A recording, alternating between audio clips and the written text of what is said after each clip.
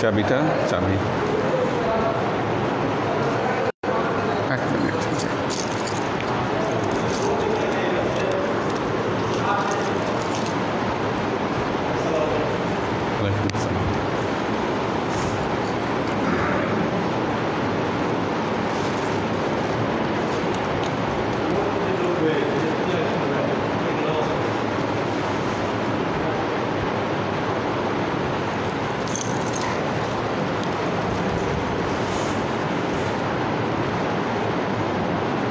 الحمد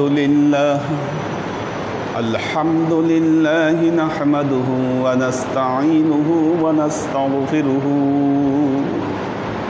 ونؤمن به ونتوكل عليه ونعوذ بالله من شرور أنفسنا ومن سيئات أعمالنا من يهد الله فهو المهتدي ومن يضلل فلن تجد له وليا مرشدا فنشهد أن لا إله إلا الله وحده لا شريك له ونشهد أن سيدنا وسندنا ونبينا محمدا صلى الله عليه وسلم الذي أرسله الله بالحق بشيرا ونذيرا وداعيا إلى الله بإذنه وسراجا منيرا وقال الله تعالى في كلامه المجيد وفرقانه الحميد ما كان محمد أبا أحد من رجالكم ولكن رسول الله وخاتم النبيين وكان الله بكل شيء عليما إن الله وملائكته يصلون على النبي يا أيها الذين آمنوا صلوا عليه وسلموا تسليما صلى الله على محمد صلى الله عليه وسلم صلى الله على محمد صلى الله عليه وسلم صلى الله على محمد صلى الله عليه وسلم আল্লাহর আশিক ও সালেক বৃন্দ وقال الله تعالى في كلامه المجيد وفرقانه الحميد إن عدة الشهور عند الله 12 شهرا في كتاب الله يوم خلق السماوات والأرض منها 4 حرم ذلك الدين القيم فلا تظلموا فيهن أنفسكم وقاتلوا المشركين كافة كما يقاتلونكم كافة واعلموا أن الله مع المتقين আরবি নববর্ষ শুরু হয়ে গেছে।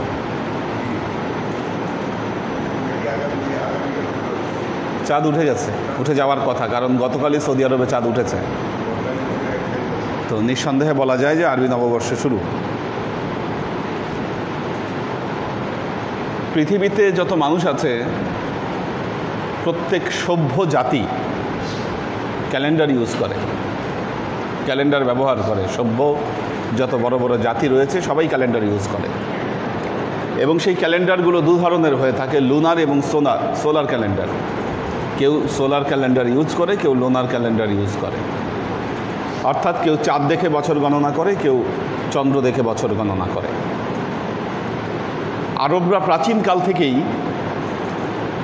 চাঁদ দেখে বছর গণনা করত। মজার ব্যাপার হচ্ছে যত ক্যালেন্ডারই থাক প্রত্যেক ক্যালেন্ডারে 12 মাসেই কিন্তু বছর গণনা করা হয়।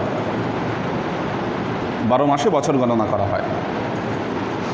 প্রাচীন আরবরা 12 মাসেই গণনা করত, চাঁদ দেখেই গণনা করত। কিন্তু তখনও কোনো বৎসর নির্দিষ্ট ছিল না, বছর নির্দিষ্ট ছিল না, কোনো সন গণনা ছিল না। অর্থাৎ এই সনটাকে গণনা করা হতো, কেউ বলতো ভূমিকম্পের বছর অথবা আসহাবে ফিলের বছর কিংবা বন্যার বছর, কোনো ঘটনাকে কেন্দ্র করে সেই সময় ওই বছরটাকে নির্ধারণ করা হতো। এত হিজরি বা এত হিজরি এটার কোনো হিসাব ছিল না। খলিফা ওমর রাদিয়াল্লাহু তাআলা আনহুর সময় এসে যখন ইসলাম চতুর্দিকে স্প্রেড করলো, খলিফা ওমরের কাছে একটি চিঠি দেওয়া হলো। সেই চিঠিতে শাবান মাস উল্লেখ ছিল যে শাবান মাসের এত তারিখ, কিন্তু সেখানে কোনো সাল উল্লেখ ছিল না। খলিফা ওমর বললেন, এখানে যে সাল উল্লেখ নেই, আজ থেকে বহু বছর পর মানুষ কিভাবে এটাকে নির্ধারণ করবে এত সালে এই জিনিস ঘটেছিল? একটা প্রবলেম তৈরি হলো। সিদ্ধান্ত নিলেন সাল গণনা শুরু করতে হবে, মুসলমানদের একটা সাল দরকার, সাল না থাকলে হয় না।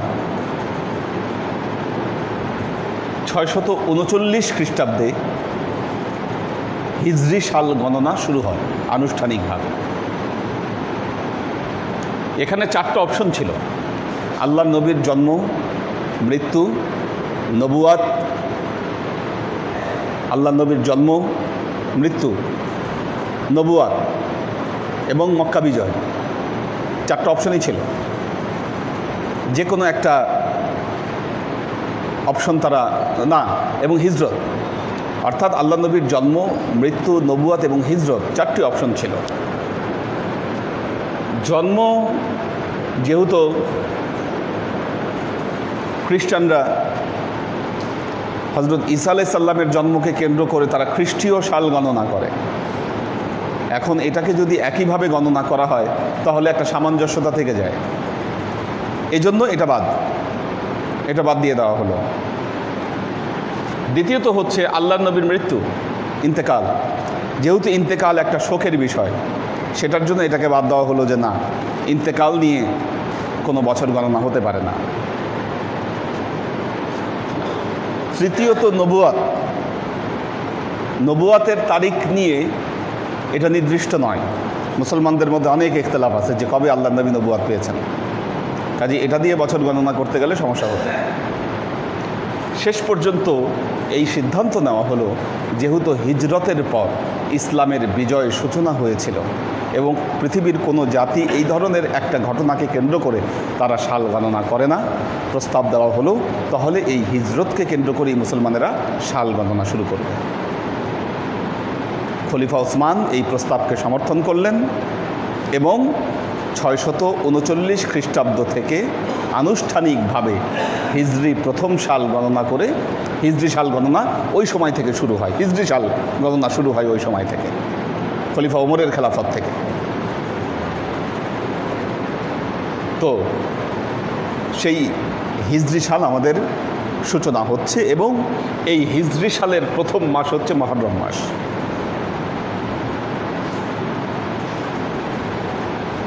প্রাচীনকাল থেকে আরবরা 12 মাসে এক বছর গণনা করত, আর এই 12 মাসের মধ্যে 4টি মাসকে তারা গুরুত্ব দিত, 4টি মাসকে হারাম মাস ঘোষণা করেছিল।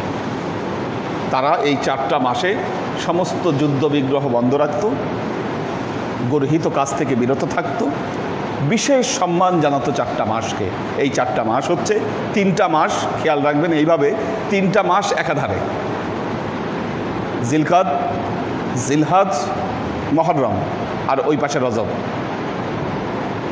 3টা মাস একসাথে, সালাসাতু মুতাতালিয়াতিন, 3টা মাস একসাথে, মুহররম, জিলকাদ, জিলহাজ এবং মুহররম, আরেকটা হচ্ছে রজব মাস, সেটা আলাদা গণনা করা হয়। আর মুহররম হিজরি মাসের, হিজরি বছরের প্রথম মাস হিসাবে এটাকে শুরু করা হয়। সূরা তাওবার 36 নম্বর আয়াতে আল্লাহ ওহী নাজিল করে জানিয়ে দিলেন যে এই যে 12 মাসে বছর গণনা করা হয়, আল্লাহও ঠিক অনুরূপভাবে বছর গণনা করেন। আল্লাহ বলছেন, ইন্না ইদ্দাতাশ শুহুরি ইনদাল্লাহি 12 শাহরান ফি কিতাবিল্লাহ ইয়াওমা খালাকাস সামাওয়াতি ওয়াল আরদি মিনহা আরবাআতু হুরুম যালিকাদ দীনুল কাইয়্যিম ফালা তাযলিমু ফীহিন্না আনফুসাকুম। আল্লাহ বলছেন ইন্না ইদ্দাতাশ শুহুরি ইনদাল্লাহি 12। সূরা তাওবায় বলছেন নিশ্চয়ই আল্লাহর কাছে বছর গণনার নিয়ম হচ্ছে আল্লাহ 12 মাসে 1 বছর গণনা করেন। আল্লাহ 12 মাসে 1 বছর গণনা করেন।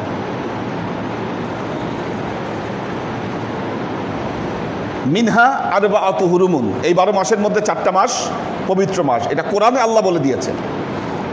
এই কথা বলে আল্লাহ আবার বলছেন যালিকাদ দীনুল কাইয়্যিম, এটা হচ্ছে প্রতিষ্ঠিত বিধান।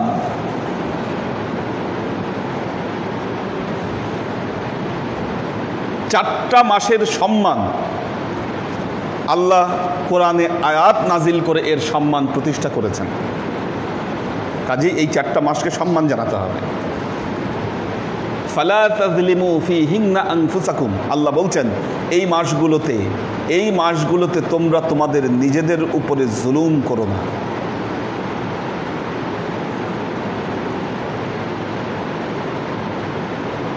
মানুষের সংশোধন হওয়ার সুযোগ রয়েছে 4টি মাস। আরবরা একটা কাজ করত, 12 মাসে তো 1 বছর গণনা ছিল, 4টা মাস হারাম ছিল, পবিত্র ছিল। ওনারা আবার আরবরা নিজেদের সুবিধার্থে এই মাসগুলোকে আগে পিছে করত। মহরম মাস এখন ধরেন যুদ্ধ করার প্রয়োজন, এরা বলতো থাক এখন যুদ্ধ করুন, মানে এখন তো যুদ্ধ করার প্রয়োজন, তাইলে আমরা এখন মহরম মাস গণনা না করে মহরম মাসটার কয়েক মাস পরে করব। বুঝছেন অবস্থা? রজব মাস, রজব মাসে তো যুদ্ধ করা যাবে না, তখন বলতে আচ্ছা ঠিক আছে এটা আমরা শাবান ধরি, রজব আমরা পরে পালন করব। আল্লাহ কোরআনে জানাই দিলেন এটা তোমরা করতে পারবে না। যালিকাদ দীনুল কাইয়্যিম, এটা হচ্ছে প্রতিষ্ঠিত দিন, প্রতিষ্ঠিত ধর্ম।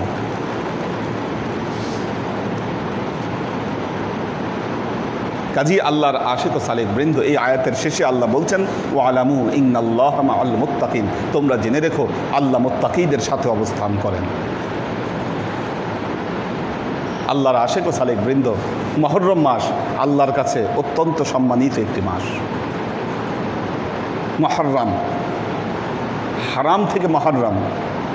মুহররম শব্দের অর্থ হচ্ছে যা অতি পবিত্র। এই মাস হচ্ছে অতি পবিত্র মাস। আল্লাহর নবীকে জিজ্ঞাসা করা হলো আইয়ুশ শাহরু আফদালু, কোন মাস সবচাইতে উত্তম? আল্লাহ নবী বললেন আফজালুশ শাহর বা'দা রমাদান শাহরুল্লাহিল মুহররম, মাহে রমজানুল মোবারকের পরে যেই মাস আল্লাহর কাছে অত্যন্ত সম্মানিত মাস, মর্যাদাপূর্ণ মাস, এই মাস হচ্ছে এই শাহরুল্লাহিল মুহররম। মুহররম মাস হচ্ছে আল্লাহর কাছে অত্যন্ত সম্মানিত। وقال رسول الله صلى الله عليه وسلم أفضل الصيام بعد رمضان الصيام شهر الله المحرم।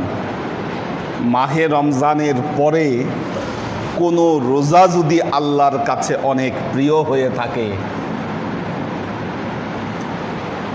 মাহে রমজানের পরে কোনো রোজা যদি আল্লাহর কাছে প্রিয় হয়ে থাকে, সেই রোজা হচ্ছে সিয়ামু শাহরুল্লাহিল মুহররম। এই মুহররমের রোজা হচ্ছে আল্লাহর কাছে অত্যন্ত প্রিয়। আরবিতে 10কে বলা হয় আশারা।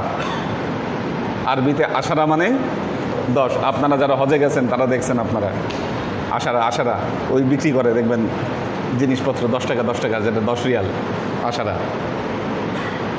এই আশারা থেকে আশুরা, মুহররম মাসের 10 তারিখকে বলা হয় আশুরা। আশুরার রোজা অত্যন্ত গুরুত্বপূর্ণ একটি রোজা। আল্লাহর নবী বলছেন সিয়ামু ইয়াউমে আশুরা আহাতাসিবু আলাল্লাহ আইয়ুকাফিরা সানাতাল্লাতী ক্বাবলাহু। সিয়ামু ইয়াউমে আশুরা, আশুরার দিনের রোজা। আহাতাসিবু আলাল্লাহ, যে ব্যক্তি আল্লাহর উপর ইহতিসাব করে এই আশুরার দিনে রোজা রাখবে,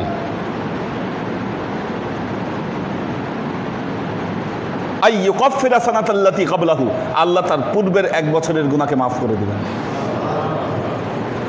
আশুরার দিন যে রোজা রাখবে। হাদিসে আরো বর্ণিত হচ্ছে, লাম্মা খাদাবান নবিয়্যু সাল্লাল্লাহু আলাইহি ওয়াসাল্লাম ইলাল মদিনা, আল্লাহ নবী যখন মক্কা থেকে মদিনায় হিজরত করলেন, সেখানে গিয়ে দেখলেন ইহুদিরা আশুরার দিন রোজা রাখছে। আল্লাহ নবী জিজ্ঞাসা করলেন, তোমাদের রোজা রাখার কি কারণ? ইহুদিরা বলল, নাযাল্লাহু মূসা মিন কওমি ফিরআউন, আল্লাহ এই দিনে হযরত মূসা আলাইহিস সালামকে কওমে ফিরআউনের হাত থেকে মুক্তি দান করেছেন, আমরা ওই দিনকে স্মরণ করে রেখে আজকের দিনে রোজা রাখছি। আজকের দিনে আমরা এই কারণে রোজা রাখছি। আল্লাহর নবী বললেন, নাহনু আহাক্কু বিমূসা, আমরা মুসার অধিক নিকটবর্তী, তোমাদের চাইতে মূসা আলাইহিস সালাম আমাদের কাছে অধিক নিকটবর্তী। ফাসামা ও আমারা বিসিয়াম, আল্লাহ নবী ওই দিন রোজা রাখলেন, সাহাবীদেরকে রোজা রাখতে নির্দেশ দিলেন। আল্লাহ নবী এও বললেন, লাইন বাকিতু লা নাসুমান্নাত তাসুয়া, যদি আল্লাহ বাঁচায় রাখে সামনের বছর আমি 9 তারিখেও রোজা রাখবো, 10 তারিখেও রোজা রাখবো, আমি 9 তারিখেও রোজা রাখবো। এখানে একটা গুরুত্বপূর্ণ বিধান হলো, সবাই মনে রাখবেন, বছরের যে কোনো রোজা একটা রাখা যাবে। অন্যান্য সময় একটা রোজা রাখতে পারবেন, সমস্যা নাই। সবে বরাতের রোজা একটা রাখতে পারবেন, অন্যান্য সময়ের রোজা একটা রাখতে পারবেন। আশুরার রোজা একটা রাখতে পারবেন না, মাকরুহ। আল্লাহর নবী বলেছেন, সুমু ইয়াউমে আশুরা ওয়া খালিফু ফীহিল ইয়াহুদিয়্যা, তোমরা আশুরার দিন রোজা রাখো আর এতে ইহুদিদের খেলাফ করে রোজা রাখো। ফাসুমু ক্বাবলাহু ইয়াওমান আও বাদাহু ইয়াওমান, চেষ্টা করবা আশুরার রোজার আগের দিনে একটা রোজা রাখতে, এটা উত্তম আফজাল। কারণ আল্লাহ নবী বলেছেন, লাইন বাকিতু লানাসুমান্নাত তাসুয়া, যদি আমি বেঁচে থাকি তাহলে আমি 9 তারিখও রোজা রাখবো। কাজে 9 তারিখ রোজা রাখাটা আফজাল, উত্তম, একদিন আগে রোজা রাখা। ফাসুমু ক্বাবলাহু ইয়াওমান, একদিন আগে রোজা রাখো, আও বাদাহু ইয়াওমান, অথবা একদিন পরে রোজা রাখো। ব্যাপারটা বুঝছেন কি না? আশুরার রোজা একটা রাখা যায় না, বাকি অন্যান্য যে কোনো নফল রোজা একটা রাখা যায়, আশুরার রোজা একটা রাখা যায় না। এটা রাখলে 2টা রাখতে হবে। তো আল্লাহর আশিক ও সালেক বৃন্দ,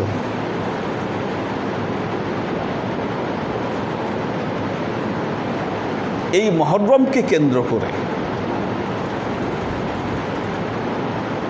বছরের প্রথম মাস, দেখুন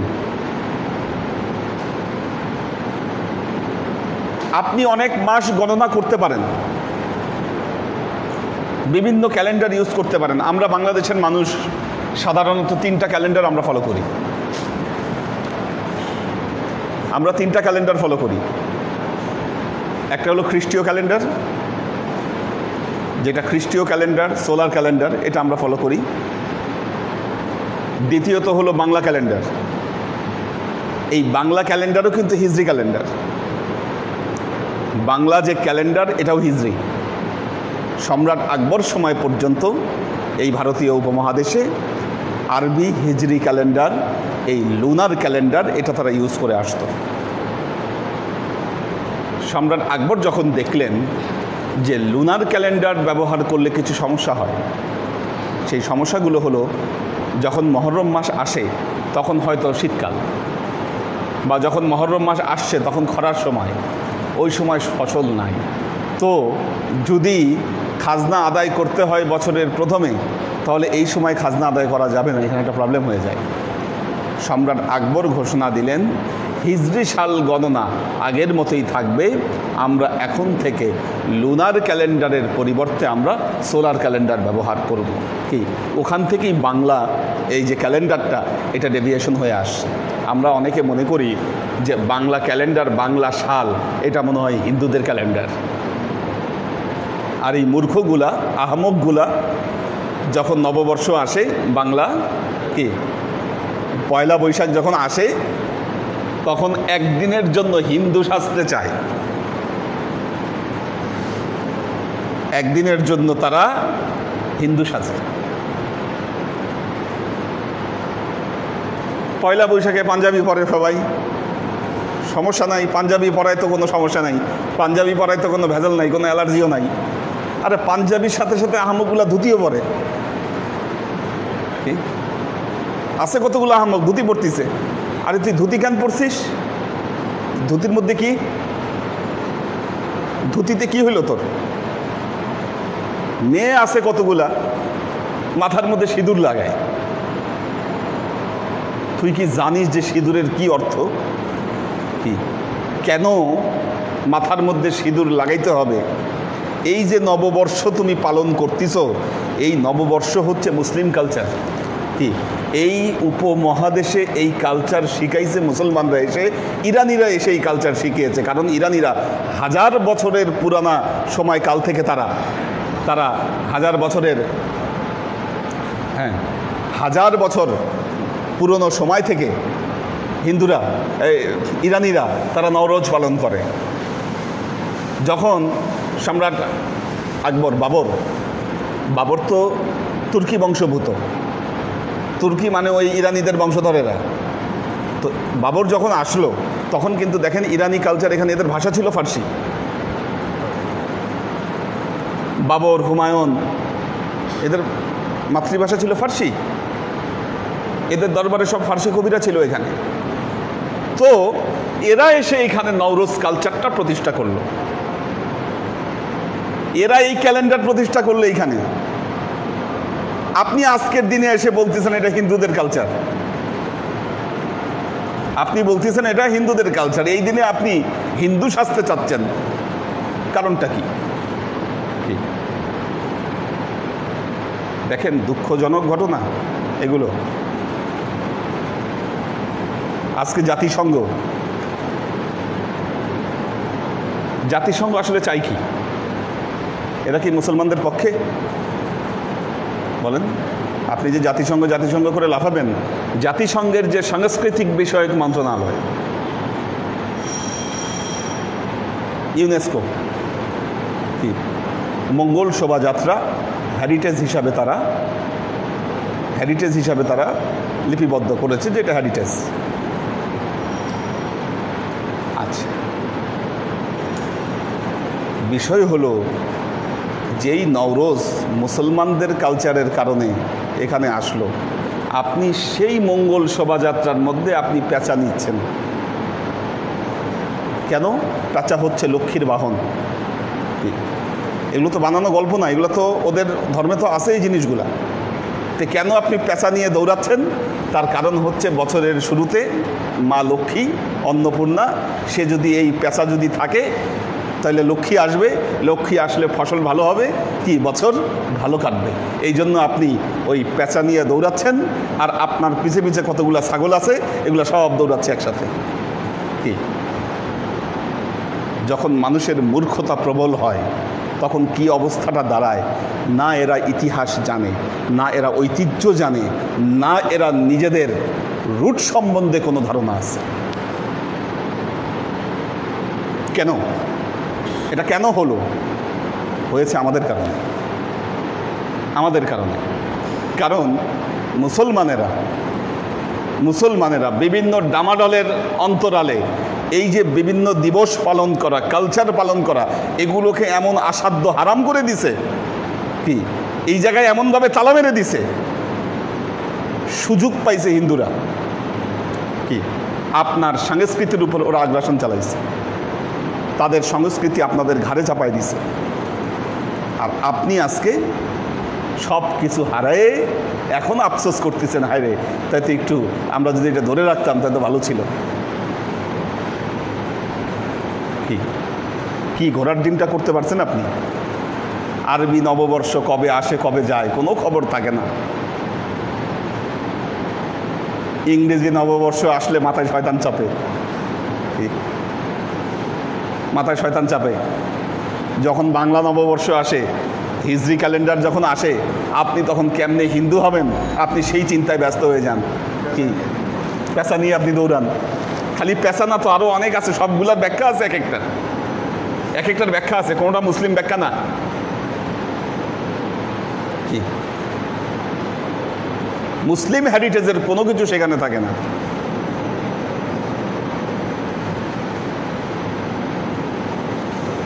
তো আল্লাহর আশেক ও সালেক বৃন্দ, এটা হয়েছে আপনাদের জন্য, কারণ আপনারা কালচার থেকে অনেক দূরে সরে আসছেন। মনে করছেন একটা সময় যে কালচারের সাথে ইসলামের কোনো সংযোগ নাই, ইসলাম এমন একটা ধর্ম, এটা একটা আনকালচার ধর্ম, কি এখানে কোনো কালচার পালন করতে গেলে এখানে শিরক বেদাতের ডামাডোল এমনভাবে লাগাই দিয়েছেন, এই লাগাই দেওয়ার কারণে মানুষ এই সংস্কৃতি থেকে দূরে সরে গেছে।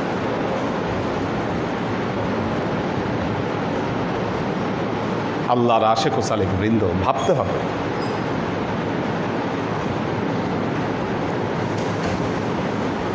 যদি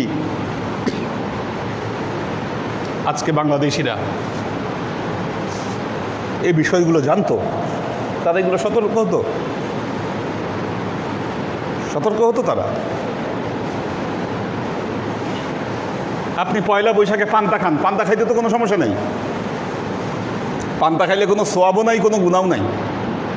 কি পান্তা খাইলে কোনো সোয়াবও নাই, গুনাও নাই? এমন কাজ আপনি কেন করতেছেন যেটাতে গুনাহ আছে, যেটাতে আপনার ঈমান ধ্বংস করে দিবে? আপনি সেই কাজ কেন করতে যাচ্ছেন? কি পেশা নিয়ে দৌড়াইলে তো সমস্যা আছে, পেশা নিয়ে দৌড়াইলে সমস্যা আছে, এটা আপনার ঈমান নষ্ট হবে আপনার।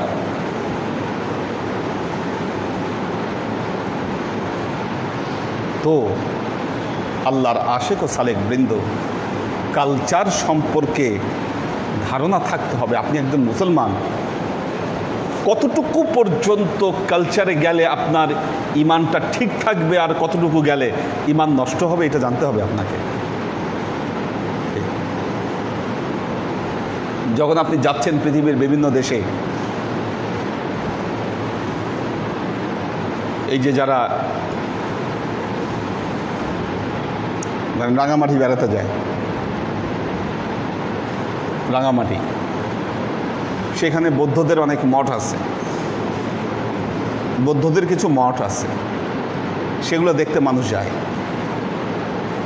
দেখতে যাচ্ছেন, সমস্যা নাই, ঐতিহাসিক জায়গা, আপনি দেখতে পারেন। কি সিরু ফিল আরদি সুম্মানজুরু ফিহি কাইফা কানা আকিবাতুল মুকাজ্জিবিন। কোরআনে আল্লাহ 5 বার এই কথা বলছে, জমিনে বিচরণ করো। আমি নিজেও গেছি রাঙ্গামাটিতে, যে মঠের কথা বললাম, ওই মঠের বৌদ্ধ গুরু ছিল বনভন্তে।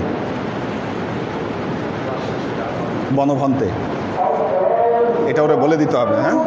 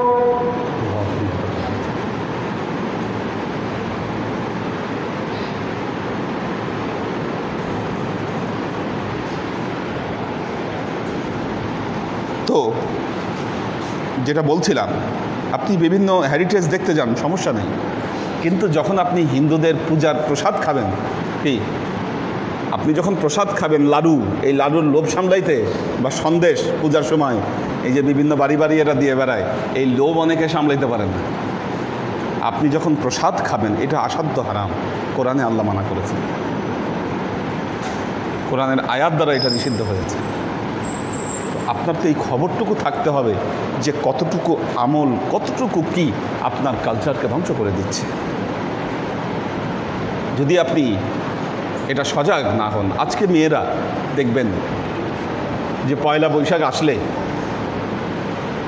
মাথার মধ্যে একটা বড় শাড়ির সাথে বড় টিপ লাগায়, লাল টিপ বড়, ওই যে দুর্গার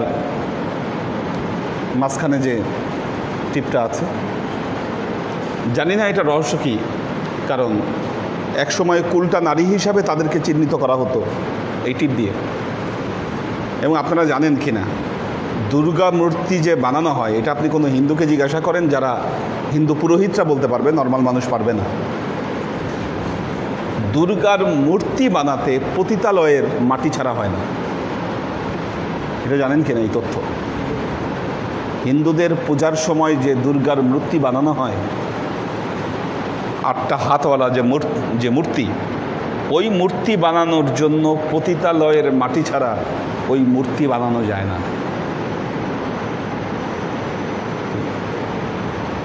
তো আপনারা দুর্গা সাজতে চাচ্ছেন পয়লা বৈশাখে, না আসলে নিজেকে কি বানাতে চাচ্ছেন?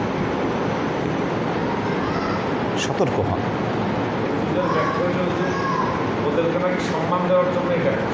আচ্ছা, এদেরকে সম্মান দেওয়ার জন্য দেবীর মূর্তি বানাইতে কেন এটা দিবে কেন? এটা বুঝছেন না? যাক, প্রশ্ন হচ্ছে, ঘটনা হচ্ছে যে হ্যাঁ, এটা তাদের ধর্মের কালচার, আপনার না, আপনার না। এখন আপনি যদি এমন মুসলমান হন,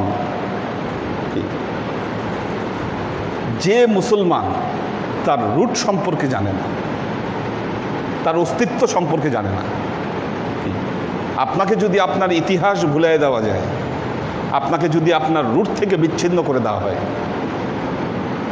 যদি অস্তিত্বকে আপনার বিনাশ করে দিতে হয়, এতটুকুই যথেষ্ট আপনার জন্য। আজকে তাই হচ্ছে। মুসলমানরা জানে না কিসে তাদের আসলে অস্তিত্বের সমস্যা হতে পারে, এতটুকু মূল্যবোধ তাদের ভেতরে নেই। আর এই মূল্যবোধ না থাকার কারণে যা খুশি তাই তারা করছে। আল্লাহ আমাদের উপরে সহায় হন। আল্লাহর আশিক ও সালেহ বৃন্দ, আশুরা আরও কিছু কারণে পৃথিবীতে বিখ্যাত। এই বর্ণনাগুলো যদিও কোরআন এবং হাদিসে আসেনি, ঐতিহাসিকভাবে এই বিষয়গুলো এসেছে। এই আশুরার দিনই আল্লাহ তাআলা আদম আলাইহিস সালামের তওবাকে কবুল করেছিলেন। ফিহি তাবাল্লাহু আদম। হযরত ইব্রাহিম আলাইহিস সালাতু ওয়াস সালামকে দোজখের আগুন থেকে মুক্তি দান করেছিলেন।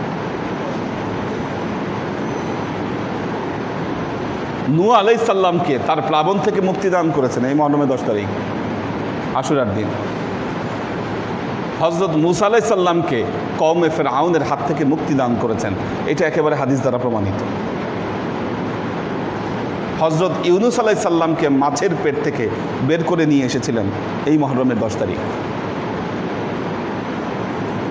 হযরত আইয়ুব আলাইহিস সালামকে শিফা দান করেছিলেন মহরমের 10 তারিখ। হযরত ইউসুফ আলাইহিস সালামকে তার পিতা ইয়াকুব আলাইহিস সালামের সাথে মিলিত করে দিয়েছিলেন এই মহরমের 10 তারিখ। হযরত দাউদ আলাইহিস সালামের গুনাহগুলোকে আল্লাহ এই দিন মাফ করে দিয়েছিলেন। এই দিন আল্লাহ প্রথম এই জমিনকে সৃষ্টি করেছেন, এই জমিনের উপরে প্রথম বৃষ্টি বর্ষণ করেছেন এই মহরমের 10 তারিখ। এবং ঐতিহাসিকভাবে সবচাইতে গুরুত্বপূর্ণ যে ঘটনা এই মহরমের 10 তারিখে ঘটেছিল উম্মতে মুহাম্মদীর ক্ষেত্রে, সেটা হচ্ছে আল্লাহর নবীর যে নাতি ইমাম হোসাইন রাদিয়াল্লাহু তাআলা আনহু এই মহরমের 10 তারিখেই কারবালার ময়দানে তিনি শাহাদত বরণ করেছিলেন। 61 হিজরিতে।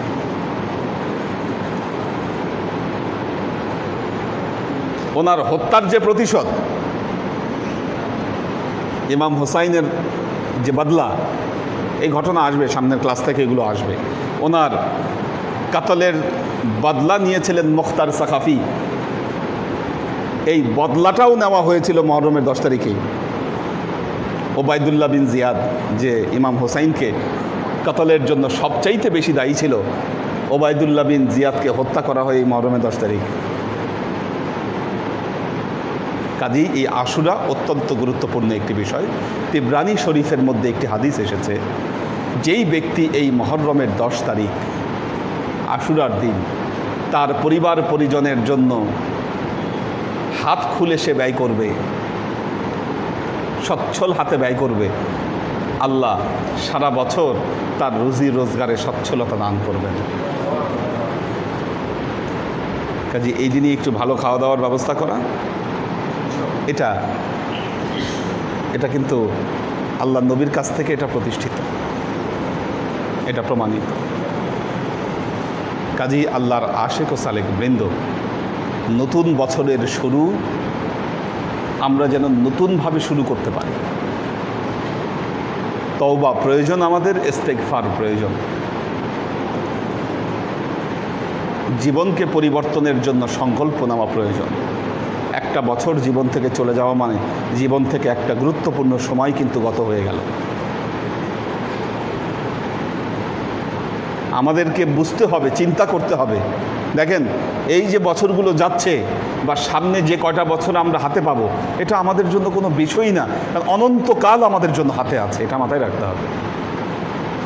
আপনার জন্য অনন্তকাল রয়েছে।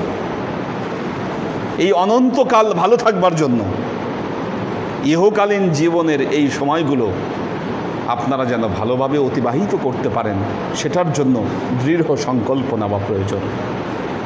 আল্লাহ আমাদের সবাইকে সে তৌফিক দান করুন।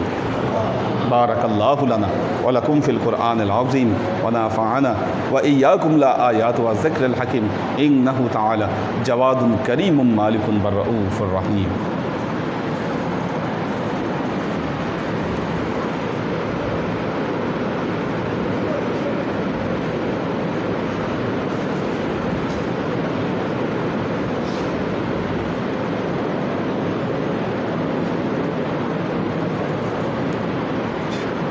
রাহেমা আখতার, নুরুন নাহার,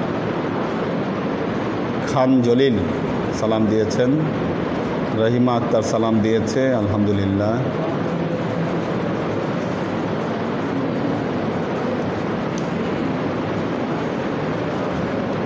ওয়াসিম খান, আমিনা বেগম, মাসরি,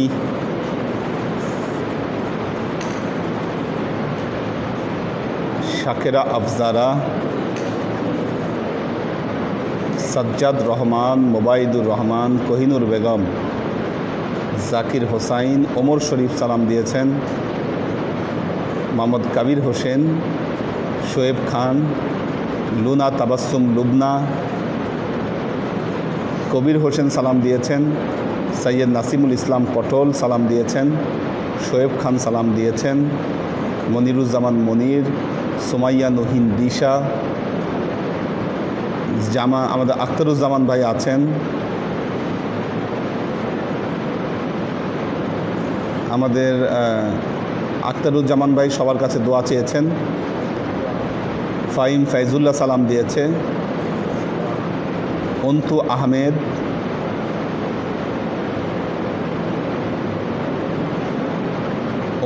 সালাম দিয়েছে। কোহিনুর বেগম সালাম দিয়েছে। রেজা নিসা,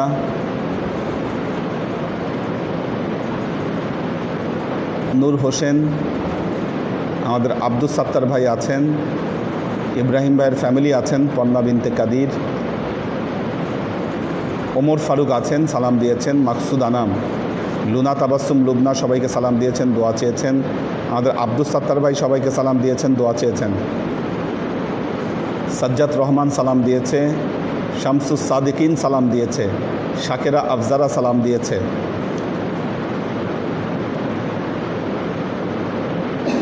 ইসরাত জাহান,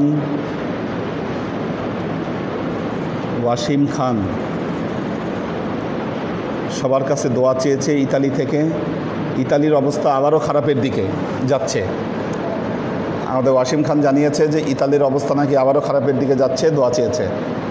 আল্লাহ যেন সবাইকে হেফাজত করেন। আসলে এই করোনা একবার খারাপ হচ্ছে একবার ভালো হচ্ছে, এরকম একটা অবস্থা। আচ্ছা, আমাদের আব্দুল সাত্তার ভাই জানতে চেয়েছেন হুজুর হীরার জাকাত দিতে হবে কিনা জানার জন্য। আমাদের কোনো হীরার অলংকার নেই না, ঠিক আছে, থাকলেও সমস্যা নাই, হীরার জাকাত দিতে হবে। হ্যাঁ, হীরার অবশ্যই জাকাত আছে এবং সেটার সহজ হিসাব, সোনার যেমন বাজার মূল্যের উপরে জাকাত, হীরার তেমন বাজার মূল্যের উপরেও জাকাত। বর্তমান বাজার মূল্য, সেটাকে বিক্রি করতে গেলে যত টাকা পাওয়া যাবে ওই বিক্রিত মূল্যের উপরে জাকাত নির্ধারিত হবে, 40 ভাগের 1 ভাগ। যেমন একজনের ধরেন কোনো সোনা দানা কিচ্ছু নাই, সোনা নাই, রূপা নাই, খালি তার হীরাই আছে, 1 কোটি টাকার হীরাই আছে, বাজার মূল্যের উপরে 40 ভাগের 1 ভাগ তার জাকাত। হীরা শুধু নয়, হীরা, তারপর মণিমুক্তা, দামি আংটি থাকে কারো কারো কাছে, দামি আংটি আছে, দামি পাথর আছে, এক একটা পাথরের দাম ধরেন 1 লাখ টাকার উপরে। কিছু আছে জুয়েলারি ওয়াচ, জুয়েলারি ওয়াচ আছে কিছু, সেগুলোর উপরেও জাকাত আছে। হ্যাঁ হ্যাঁ, 9 কোটি টাকা থেকে 15 কোটি টাকা পর্যন্ত ঘড়ি আছে। হ্যাঁ, কোরআন, প্যাটেক ফিলিপ, তারপর ওই যে ইয়াতে যেটা দেখলাম, নামটা ভুলে গেলাম, রোলেক্স। হ্যাঁ হ্যাঁ, তো এই যে ঘড়িগুলো আছে অনেক দাম। এত দামি ঘড়ি যিনি ব্যবহার করবেন তাকে অবশ্যই জাকাত দিতে হবে সেটার জন্য।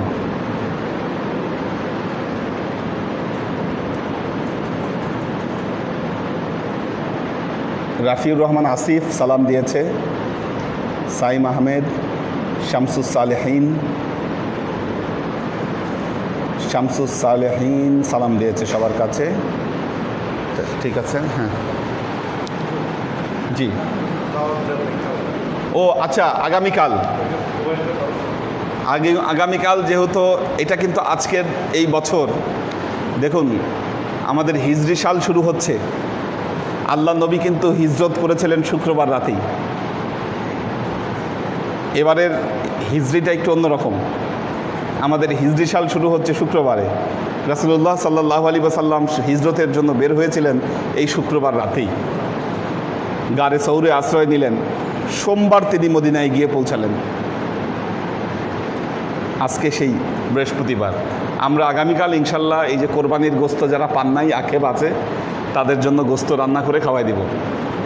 গোস্ত যা আছে সব রান্না করে খাওয়াই দেবো। দাওয়াত আপনাদের শুক্রবার জুম্মার পর ইনশাল্লাহ।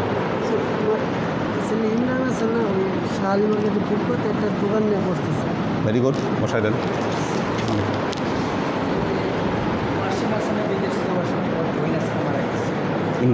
আল্লাহ আল্লাহ হেফাজত করুন। আল্লাহুম্মা আমিন। اللهم صل على محمد وعلى آل محمد كما صليت على إبراهيم وعلى آل إبراهيم إنك حميد مجيد. اللهم بارك على محمد وعلى آل محمد كما باركت على إبراهيم وعلى آل إبراهيم إنك حميد مجيد. ربنا ظلمنا أنفسنا وإن لم تغفر لنا وترحمنا لنكونن من الخاسرين. ربنا آتنا في الدنيا حسنة وفي الآخرة حسنة وقنا عذاب النار. ربنا لا تزغ قلوبنا بعد إذ هديتنا وهب لنا من لدنك رحمة إنك أنت الوهاب. اللهم إنك عفو تحب العفو فاعف عني يا غفور الرحيم الودود. اللهم نور قلوبنا بنور الإيمان ونور قلوبنا بنور الإسلام ونور قلوبنا بنور الإحسان وزين أخلاقنا بنور محمد صلى الله عليه وسلم. اللهم إنا نسألك علما نافعا رزقا واسعا عملا مقبولا شفاء من كل داء قلبا خاشعا ذهنا ذاكرا إيمانا كاملا توبة قبل الموت راحة عند الموت ونجاة بعد الموت اللهم إنا نسألك رحمتك في كل درجة فلاح في كل أمر ونعوذ بك من الشرك والشك والنفاق والبدعة ومن كل وسوسة الشيطان ইয়া আল্লাহ ইয়া রহমান ইয়া মালিক আমরা এতক্ষণ তোমার দরবারে যে সমস্ত আমলকে উপস্থাপন করলাম ত্রুটি মুক্তভাবে এই আমলগুলোকে তুমি আমাদের তরফ থেকে কবুল করে নাও তুমি আমলের সাজা আমাদের প্রিয় নবী হযরত মুহাম্মদ মুস্তাফা সাল্লাল্লাহু আলাইহি ওয়াসাল্লামের কাছে পৌঁছে দাও আল্লাহ আমাদের নবীর পরিবারবর্গের কাছে তুমি এর সাজাকে পৌঁছে দাও আল্লাহ এই দুনিয়ার সমস্ত আম্বিয়ায়ে কেরাম সাহাবায়ে কেরাম তাবেঈন তাবেঈন ওয়ালি আউলিয়া গাউস কুতুব আমাদের মা বাবা ভাই বোন আত্মীয় স্বজন এই দরবার থেকে যত পীর ভাই বুঝে গেছে সবার রূহে আল্লাহ তুমি এর জায়গাতে পৌঁছে দাও তুমি তোমার হাবিবের উসিলা আমাদের সবাইকে কবুল ক্ষমা করে দাও আমাদের জীবন থেকে সমস্ত অভাব অভিযোগ বালা মুসিবত দুঃখ কষ্ট রোগ শোককে দূরীভূত করে দিয়ে দৃঢ় হস্তে তোমার দ্বীনের খেদমতের তৌফিক তুমি আমাদেরকে দান করো আজীবন যেন তোমার হেদায়েতের পথে প্রতিষ্ঠিত থাকতে পারি সে তৌফিক তুমি আমাদেরকে দান করো سبحان ربك رب العزة عما يصفون سلام على المرسلين والحمد لله رب العالمين واجعل آخر كلمتنا عند الموت لا إله إلا الله محمد رسول الله